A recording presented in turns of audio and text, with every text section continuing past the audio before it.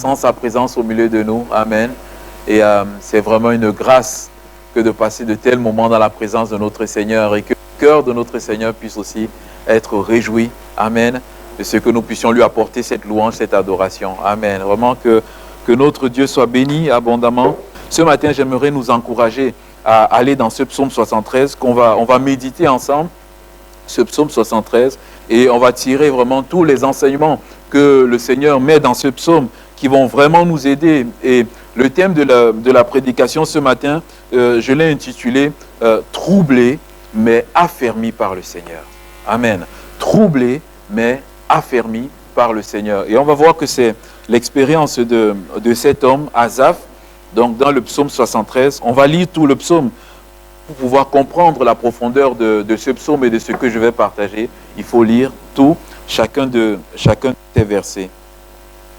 Le psaume 73, psaume d'Asaph.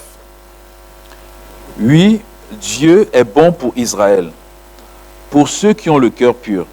Toutefois, mon pied allait fléchir, mes pas étaient sur le point de glisser, car je portais envie aux insensés, en voyant le bonheur des méchants. Rien ne les tourmente jusqu'à leur mort, et leur corps est chargé d'embonpoint. Ils n'ont aucune part aux souffrances humaines, ils ne sont point frappés comme le reste des hommes. Aussi l'orgueil leur sert de collier. La violence est le vêtement qui les enveloppe, l'iniquité sort de leurs entrailles, les pensées de leur cœur se font jour, ils raillent et parlent méchamment d'opprimés. Ils profèrent des discours hautains, ils élèvent leur bouche jusqu'aux cieux et leur langue se promène sur la terre. Voilà pourquoi son peuple se tourne de leur côté. Il avale l'eau abondamment et il dit, comment Dieu saurait-il? Comment le Très-Haut connaîtrait-il? Ainsi sont les méchants, toujours heureux, ils accroissent leur richesse. C'est donc en vain que j'ai purifié mon cœur et que j'ai lavé mes mains dans l'innocence. Chaque jour, je suis frappé.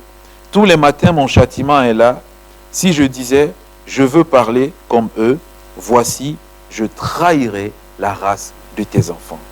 Quand j'ai réfléchi là-dessus pour m'éclairer, la difficulté fut grande à mes yeux, jusqu'à ce que j'eusse pénétré dans les sanctuaires de Dieu et que j'eusse pris garde au sort final des méchants.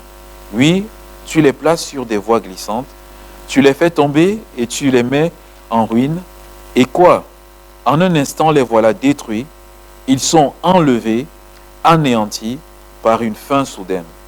Comme un songe au réveil, Seigneur, à ton réveil, tu pousses leur image.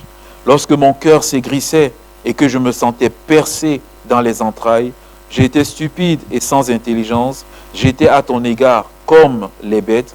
Cependant, je suis toujours avec toi. Tu m'as saisi la main droite.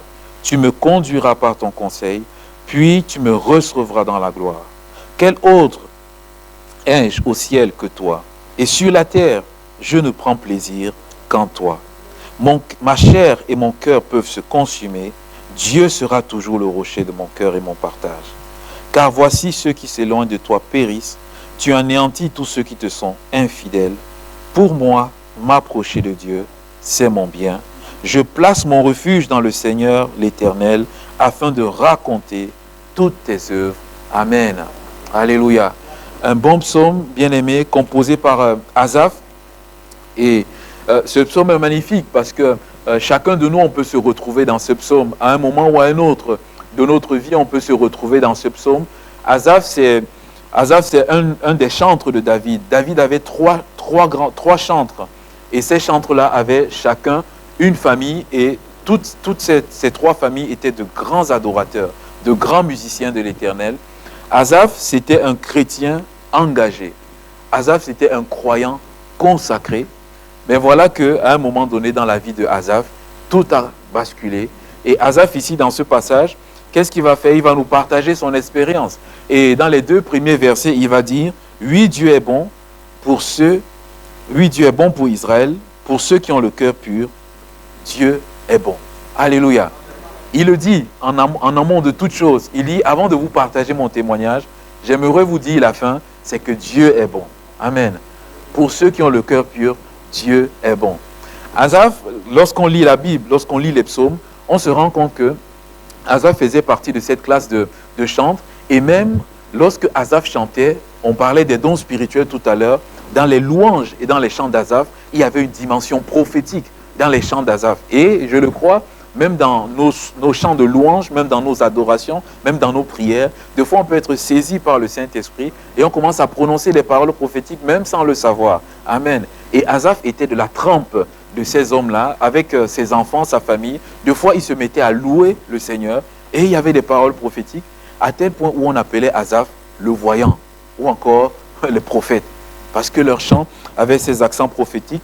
Mais à un moment dans la vie de Asaph, il vivait au milieu aussi, il était dans le monde aussi comme nous.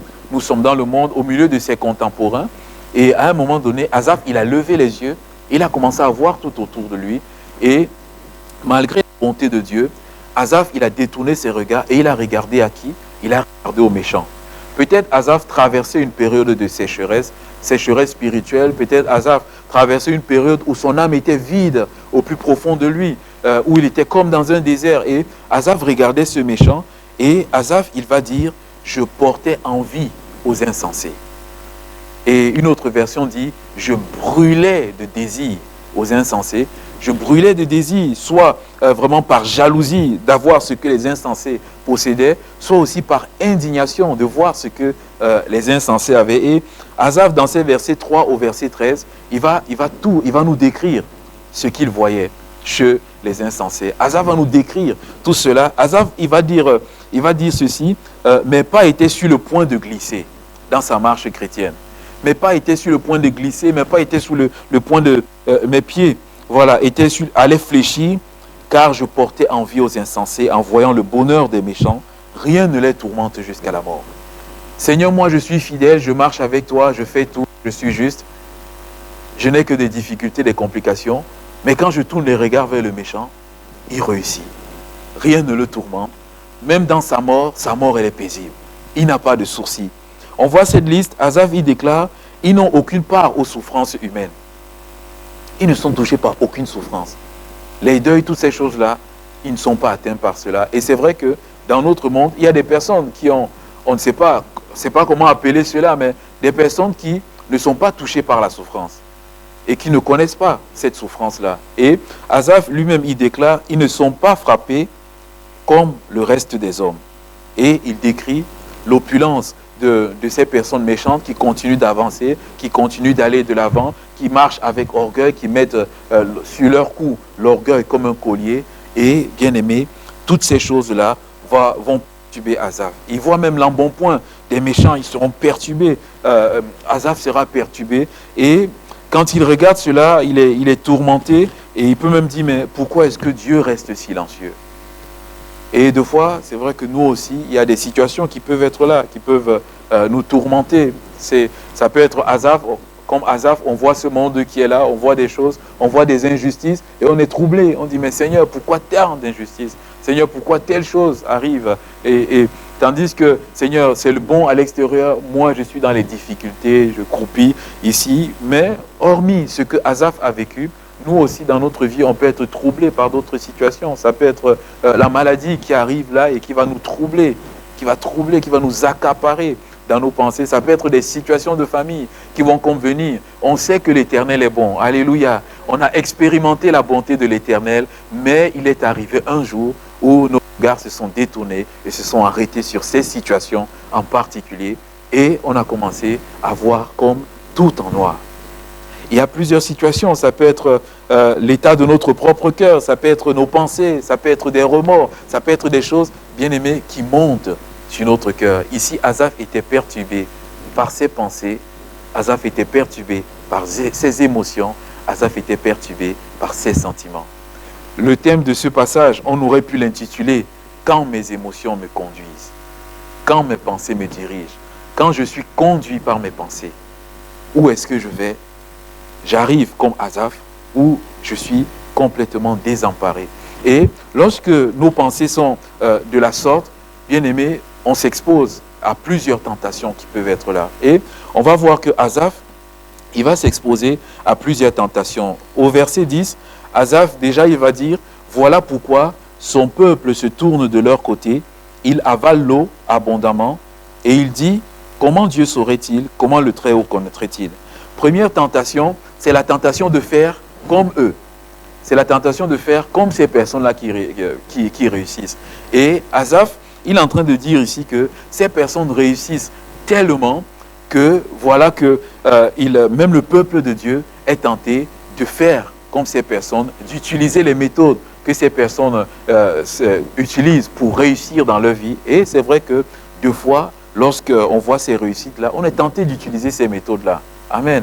On est tenté tenter de se laisser glisser, tenter de saisir les mêmes raisonnements et d'aller dans la même direction. Il y a cette première tentation que Asaph voit devant ses yeux.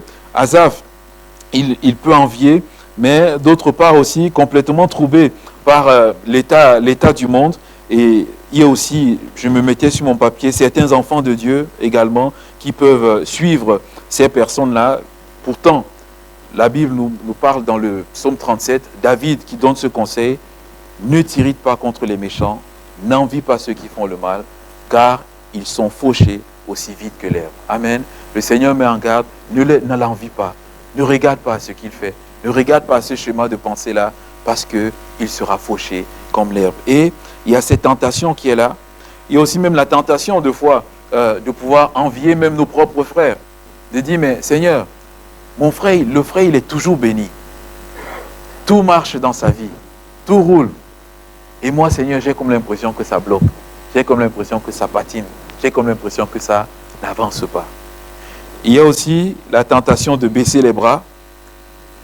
Asaph, dans le verset 13, il dit, « C'est donc en vain que j'ai purifié mon cœur et que j'ai lavé mes mains dans l'innocence. Chaque jour, je suis frappé.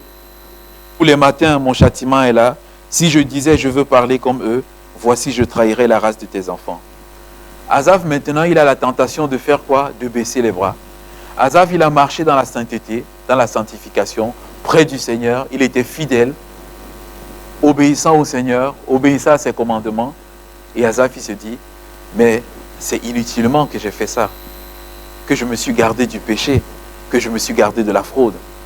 Seigneur, puisque quand j'essaie de marcher avec toi, cette chose-là m'arrive. Et lui, quand il ne marche pas avec toi, il a le bonheur. Seigneur, alors je vais baisser les bras. Il dit, chaque matin, je suis frappé. Bien aimé, c'est vrai que des fois, quand on est dans ces situations-là, ces difficultés, on est troublé par chacune de ces situations, on peut se dire, mais Seigneur, à quoi bon alors de vivre pour toi? À quoi bon de se mettre à part pour toi? À quoi bon de s'appeler enfant de Dieu pour toi? À quoi bon de s'appeler enfant de Dieu dans notre famille pour toi, pour témoigner? Seigneur, à quoi bon si tous ceux qui sont autour de nous doivent toujours nous voir dans la souffrance? Seigneur, à quoi bon? Il y a le danger de baisser les bras. Il y a le danger aussi de résoudre ces situations par nos propres forces. Asaph, il va se tenir, il va dire, quand j'ai réfléchi là-dessus pour m'éclairer, la difficulté fut grande à mes yeux. Asaph s'est assis dans cette situation dans laquelle il était, il a réfléchi, il a tourné la situation dans tous les sens. Comment est-ce que ça se peut? Comment est-ce que ça se fait? Et il a réfléchi, et il est arrivé à une conclusion. Seigneur, je suis limité dans mon intelligence. Seigneur, je suis limité dans ma compréhension. Seigneur, je suis limité dans mes sentiments. Seigneur, je suis limité dans mes émotions. Il y a des situations, bien aimées, desquelles, par nos propres forces, nous ne pouvons pas du tout arriver. Alléluia. Il y a les situations où les sentiments sont là, toutes ces choses sont là. On va faire tout notre possible. Bien aimé, nous ne pourrons pas. C'est Asaph qui le dit. Asaph, il était appelé le prophète de l'Éternel. Il prophétisait. Il était proche du Seigneur. Il était dans le sanctuaire en permanence. Asaph entrait dans le lieu saint. Il chantait dans le temple. Mais Asaph, il dit ici, j'ai cherché à réfléchir, mais je ne suis pas arrivé. Mais Asaph ne s'arrête pas sur le point négatif. Amen. Également, si je m'arrêtais la prédication aussi ce matin, je pense que tous les visages partiraient tristes. Tous les visages partiraient tristes. Oh, le pasteur nous a sommés ce matin avec ce tableau noir. Non, ce n'est pas moi, c'est Asaph qui a mis ce psaume. Mais Asaph, qu'est-ce qu'il a fait? Asaph, il a eu ce courage de mettre sur papier tout ce qu'il a vécu dans son cœur. Il a eu ce courage de se rendre vulnérable, bien-aimé, pour nous. Deux fois, il est bien de se rendre vulnérable, bien-aimé. Pensez-vous que c'est en vain que Dieu a mis cela? Asaph, peut-être, il ne le sait pas. Mais voici depuis 2000 ans qu'il y a plusieurs personnes qui lisent l'état de son cœur. il pourra avoir honte de dire, oh là là, ils sont en train de voir ma nudité. Mais Dieu a placé cela, bien-aimé, parce qu'il sait que nous aussi, on peut passer par ces situations-là. Alléluia. Et qu'en passant par ces situations, oh, il n'y a pas de honte à pouvoir ouvrir son cœur à le faire. Parce que Asaph l'a fait. Dieu n'a pas eu peur de mettre les fautes de David dans la Bible. Dieu n'a pas eu peur de mettre l'adultère de David dans la Bible. Parce que cela va nous enseigner. Parce que cela va nous encourager. David sera au ciel. Quand on va arriver, lorsqu'on va voir David, on ne va pas dire, ah tiens David, c'est toi qui as commis l'adultère. Non. Mais quand on arrivera au ciel, le Seigneur aura enlevé tout cela de nos cœurs. Et il n'y aura plus le mal. Mais par contre, l'histoire de David sert de témoignage pour nous. L'histoire de David nous montre que Dieu est aussi capable, celui qui est capable de restaurer, de relever. L'histoire d'Asaph nous montre que Dieu est aussi capable de restaurer, de relever celui-là qui est bloqué dans ses sentiments. Et voici ce que Asaph va dire. La difficulté fut grande à mes yeux, jusqu'à ce que j'eusse pénétré dans les parvis de l'Éternel. Alléluia. Jusqu'à ce que je sois entré dans la présence du Seigneur. Bien-aimé, voici là où il y aura le déclic. Devant les situations difficiles, devant les pensées qui s'amoncellent, qui se saturent, qui nous écrasent, je me dis, Seigneur, j'ai réfléchi, c'est compliqué, mais je veux venir entrer dans ta présence. Alléluia. Seigneur, je veux entrer dans ta présence afin que tu puisses m'éclairer. Seigneur, je veux entrer dans ta présence afin que tu puisses me montrer les choses telles qu'elles sont. Seigneur, je veux entrer dans ta présence afin que tu puisses m'aider. Seigneur, je veux entrer dans ta présence afin que tu puisses me soutenir. Amen. Lorsque il est entré dans la présence du Seigneur, il dit que c'est l'Éternel qui a éclairé son cœur. Et bien aimé, on va voir comment l'Éternel est éclairé. Quand il dit, je suis entré dans la présence du Seigneur, je me suis approché du Seigneur pour renouveler ma communion avec lui, afin que le Seigneur illumine de nouveau mon cœur, afin que le Seigneur vienne illuminer ma raison. Et lorsque, bien aimé, on entre dans le sanctuaire, je me suis rappelé du tabernacle. Le tabernacle, bien aimé, il avait le lieu saint et le lieu très saint. Amen. Quand il parle du sanctuaire, quand on entrait dans le lieu saint, il y avait la table des pains de proposition qui était à côté. Et la table des pains de proposition nous parle de la parole de Dieu. Alléluia.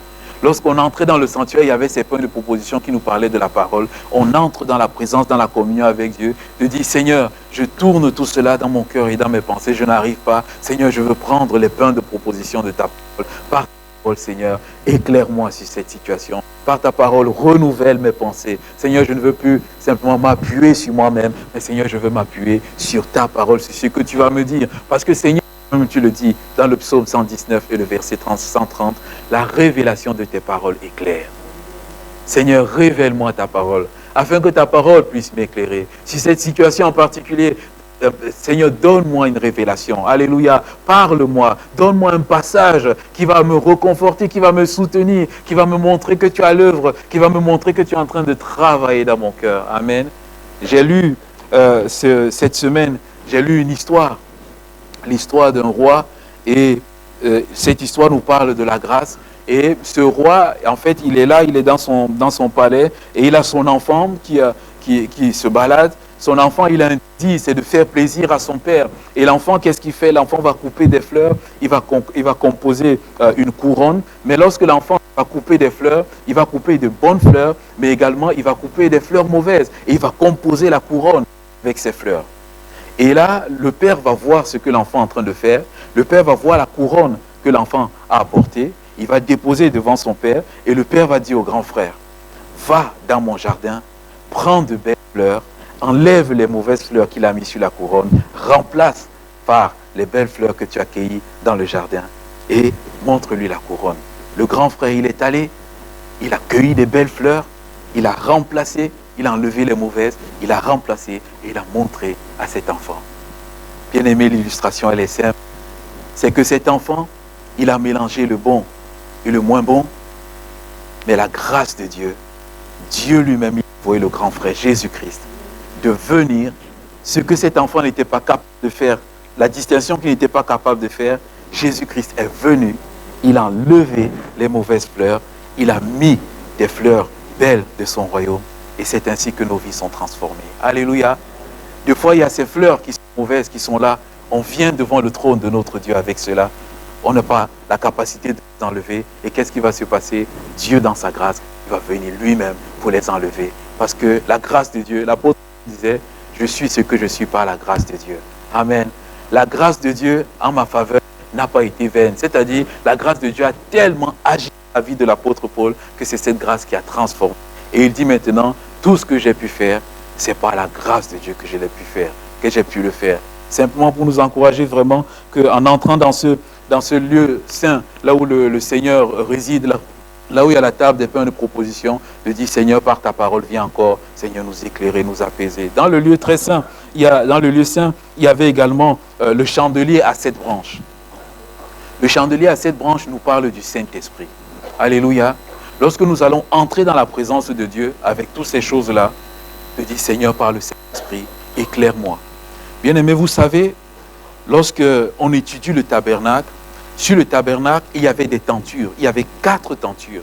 Et ces 4 tentures étaient très très épaisses. Elles étaient déposées sur le tabernacle, de telle sorte que la Bible dit, la lumière de l'extérieur ne pouvait pas entrer dans le tabernacle. Et que la seule lumière qui devait éclairer le tabernacle, c'était la lumière du chandelier à 7 branches. Alléluia. Là, bien aimé, il y a une symbolique, c'est que lorsqu'on entre dans la présence de Dieu, le Seigneur dit, ce n'est pas l'intelligence, la lumière de l'intelligence humaine, ce n'est pas le siècle des lumières, ce n'est pas les lumières humaines de la raison qui vont éclairer. C'est le chandelier du Saint-Esprit qui va éclairer. Et lorsque j'entre dans la présence de Dieu, je dis, Seigneur, ô Père, ce n'est pas ma lumière, ce n'est pas mon intelligence, mais Seigneur, par le Saint-Esprit, éclaire-moi. Alléluia. Et bien aimé, l'Esprit de Dieu va nous éclairer. Dans le tabernacle, il y avait aussi l'autel des parfums. Bien aimé, dans la présence de notre Dieu, maintenant le Seigneur Jésus, il est mort sur la croix, il est ressuscité, et lui-même il dit, il est monté, il est entré dans la présence de Dieu. Lorsqu'on va dans la présence de Dieu, bien aimé, il y a le Seigneur Jésus qui est là. Et le Seigneur Jésus, il dit, il est capable de sauver parfaitement tous ceux qui s'approchent de lui. Amen. Et on sait une chose, que nous soyons croyants, que nous soyons inconvertis, nous pouvons nous approcher de Dieu. Et celui-là qui ne connaît pas le Seigneur peut s'approcher de Dieu avec l'assurance que lorsqu'il va entrer dans le temple du Seigneur, le Seigneur va faire la lumière sur son cœur. Non seulement il va faire la lumière, mais il va ôter ses péchés, il va transformer son cœur, il va lui donner un cœur nouveau. Alléluia. Bien-aimé, le Seigneur Jésus, qu'est-ce qu'il a fait lorsqu'il était en train de mourir? Le Seigneur Jésus, dans le jardin de Gethsémani, il va dire à ses disciples, mon âme est angoissée jusqu'à la mort. Mon âme est troublée jusqu'à la mort. Mes pensées sont troublées. Je suis troublé à l'intérieur de moi jusqu'à la mort. Et bien aimé, qu'est-ce que le Seigneur Jésus a fait? Le Seigneur Jésus a dit à ses disciples, allons prier. Amen. Allons prier, allons entrer dans les sanctuaires, allons entrer dans la présence de Dieu, allons entrer dans la communion de Dieu. Le Seigneur Jésus est allé avec les disciples, il a prié avec intensité. Prié avec intensité, il a combattu, Père, non pas ma volonté, mais ta volonté. Quand le Seigneur Jésus bien-aimé s'est levé de la présence de Dieu, il avait eu la victoire. Amen. Ce n'est pas à la croix que le Seigneur Jésus a eu la victoire, c'est à Gethsémani qu'il a eu la victoire. Amen. Parce que quand il était frappé, quand il était flagellé, que la volonté de Dieu s'accomplisse. Dans la présence de Dieu à Gethsémani, il avait déjà reçu tout l'éclairage qu'il fallait. Il avait déjà reçu tout le soutien de Dieu qu'il fallait. Il pouvait maintenant se lever pour aller affronter les difficultés. Bien-aimé, comme notre Seigneur Jésus a dit Gethsémani, lorsqu'on va entrer dans sa présence, on va recevoir tout ce dont nous avons besoin pour maintenant aller affronter nos montagnes, pour maintenant aller affronter nos difficultés. On sera réconforté, fortifié par le Seigneur. Amen. L'issue pour sortir de cette situation, c'est d'entrer dans la présence de Dieu. Notre roi David, il dit, j'ai cherché l'Éternel. L'Éternel m'a répondu, l'Éternel m'a délivré de toutes mes craintes. Lorsqu'on tourne vers lui les regards, on est rayonnant de joie et le visage ne se couvre point de honte. Oui, entrons dans la présence de Jésus, parce que le Seigneur Jésus lui-même, il dit, venez à moi, vous tous qui êtes fatigués et chargés. Alléluia. Et je vous donnerai le repos. Je donnerai le repos pour vos âmes. La seule façon de le faire, bien-aimé, c'est d'entrer dans les sanctuaires de notre Dieu. Et on voit que ce brave Asaph, une fois qu'il est entré dans la présence de Dieu, il sera éclairé, bien-aimé. Il est bon de s'arrêter sur ces versets, de voir comment Dieu a transformé sa vie. Quand on lit des versets 17 à 20, il voit, quand il entre dans la présence de Dieu, il va voir le sort final du méchant. Et il va se rendre compte que, en fait, le méchant a cette brillante vie ici sur la terre, mais à la fin, il y a le jugement dernier qui attend le méchant. Le jugement dernier, le méchant, il est sur une pente, il va aller dans ce lieu qui s'appelle l'étang de feu et de soufre. Et il va dire, mais j'étais sans intelligence, j'étais stupide. J'étais en train de chercher à suivre quelqu'un dont la fin de la vie sera la ruine. Le Seigneur va lui révéler cela. Et merci pour ma sœur qui a vraiment donné ce témoignage dans sa prière. Il dit, Seigneur, je te loue parce que tu as répondu à ma question. Alors qu'elle entre dans la présence du Seigneur, elle a posé une question. Il y a un questionnement dans son cœur. Qu'est-ce qui se passe? Le Seigneur répond à cette question. Et bien aimé, je crois que lorsqu'on entre dans sa présence, il nous répond. Lorsqu'on entre dans la présence du Seigneur, le Seigneur va nous révéler également le propre état de notre cœur. Amen. Il nous éclaire, mais il dit, mon cœur était aigri, mon cœur était dans l'amertume, j'étais stupide, j'étais comme une bête, j'étais sans intelligence. Et des fois, ça peut arriver, sans généralisation, mais ça peut arriver en étant dans cette situation, c'est parce que notre cœur est sans intelligence à l'intérieur de nous. Sans intelligence, dans ce sens qu'on a oublié les bénédictions passées du Seigneur, on a oublié la bonté passée de notre Seigneur. Il dit, j'étais sans intelligence. Mais, Seigneur, tu m'as éclairé, tu m'as redonné l'intelligence. Lorsqu'il va entrer dans la présence de Dieu, Dieu va ouvrir ses yeux, non seulement sur la personne de Dieu, sur l'action de Dieu en faveur. Et le Seigneur, il dit dans ce passage, Asaph, il dit, cependant, je suis toujours avec toi, tu m'as saisi la main droite. Et Asaph, il se rend compte que dans ces temps difficiles, où il est en train de regarder aux méchants, où ses pensées étaient dans tous les sens, Dieu lui dit, mais j'étais toujours avec toi, Asaph. Alléluia.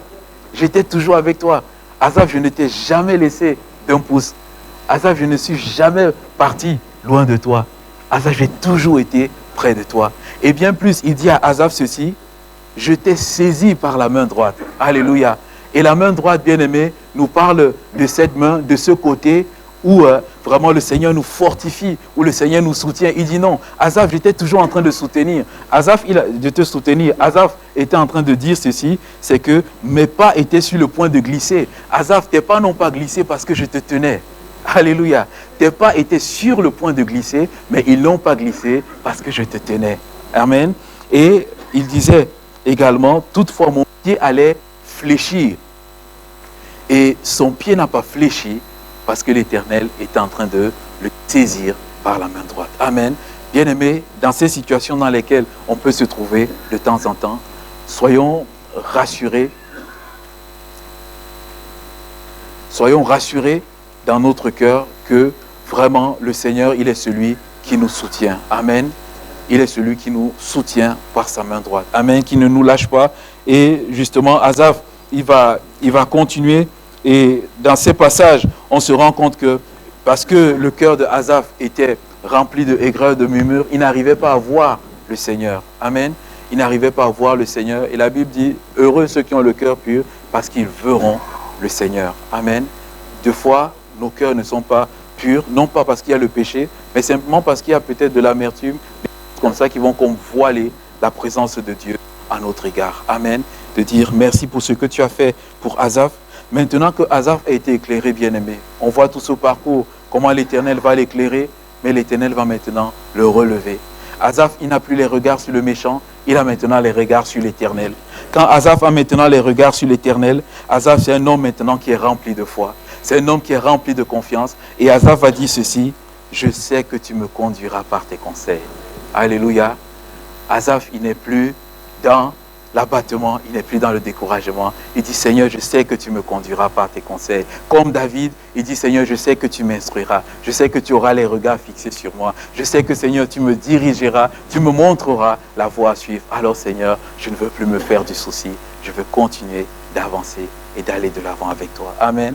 Asaph, il a cette certitude que le Seigneur sera toujours avec lui. Il a l'assurance. Et Asaph, il déclare même dans ce verset, non seulement je sais que tu me conduiras par tes conseils, mais Asaph, il dit également, puis tu me recevras dans la gloire. Asaph est en train de dire, non seulement tu vas me garder ici sur la terre, mais quand mes jours sur la terre seront finis, Seigneur, j'ai l'assurance que je ne vais pas prendre le chemin du méchant que je convoitais, mais j'ai l'assurance que tu me recevras dans tes demeures éternelles. Alléluia. Bien-aimés, voyons comment le Seigneur a transformé le cœur de Asaph. Asaph, maintenant qu'il est relevé, éclairé, Asaph, qu'est-ce qu'il va faire? Il va commencer à louer le Seigneur. Lorsque le Seigneur nous fortifie alors qu'on était troublé, lorsqu'il nous relève, ce qui débouche, bien-aimé, c'est la louange et c'est l'adoration. Asaph, il va dire au Seigneur, mais Seigneur, quel autre ai-je au ciel que toi? Sur la terre, je ne prends plaisir qu'en toi seul, Seigneur. Autrefois, Seigneur, je convoitais le méchant, mais aujourd'hui, c'est vraiment toi maintenant que je suis en train d'adorer.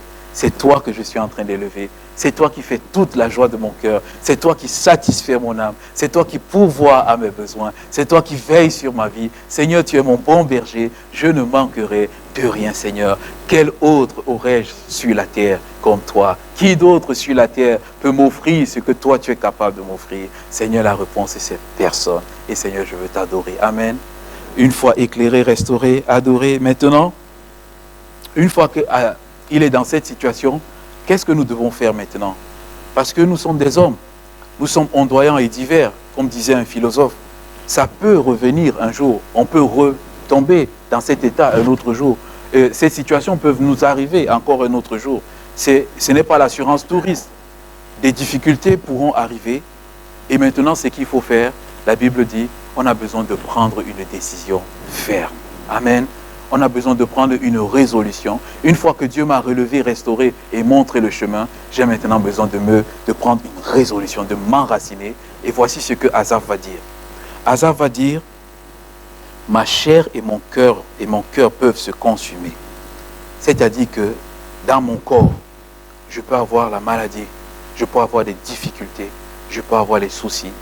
Mon cœur peut se consumer, c'est-à-dire il peut avoir ces blessures, ces choses qui arrivent là pour battre mon cœur dans toutes les directions. Ces nouvelles qui arrivent pour battre mon cœur dans toutes les directions.